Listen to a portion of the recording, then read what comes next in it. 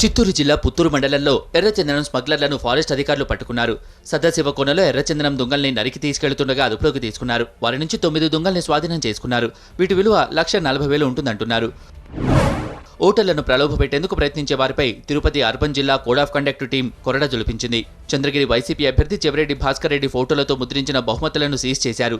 తిరుచానూరులోని పద్మావతిపురంలో ఓ ఇంట్లో దాచిన దాదాపు 100కు పైగా గోడ గడియారాలను, ఆధ్యాత్మిక పుస్తకాలు, స్కూల్ బ్యాగులను గుర్తించి పోలీసులు వాటిని సీజ్ చేశారు. విశాఖ జిల్లా అనకాపల్లిలోని ఏపీ బీవరేజెస్ కార్పొరేషన్ గోదాంలో మద్యం లోడుతో ఉన్న లారీ అగ్ని ప్రమాదానికి గురైంది. మంటల్ని ఆర్పులోపే లారీ పూర్తిగా కాలిపోయింది. డ్రైవర్ అప్రమత్తమైనప్పటికీ ప్రయోజనం లేకుండా పోయింది. కృష్ణా జిల్లా నుంచి మద్యం లోడ్ వచ్చింది. ఈ లారీ నుంచి సరుకు దింపేందుకు హమాలీలు అందుబాటులో లేరు. చేస్తూ ఉండటంతో లారీ గోదాం ముందే పార్క్ చేశారు డ్రైవర్. అనుకోకుండా ఈ ప్రమాదం జరగడంతో భారీగా నష్టం జరిగిందంటున్నారు. ఐపీఎల్ మొదలైందో లేదో అప్పుడే క్రికెట్ బుకీలు జూదానికి తెగబడ్డారు. గుంటూరు జిల్లా నల్లపాడులో భరత్ కుమార్ అనే వ్యక్తిని క్రికెట్ బెట్టింగ్ కు ఉసుగొల్పిన ముఠాను పోలీసులు పట్టుకున్నారు.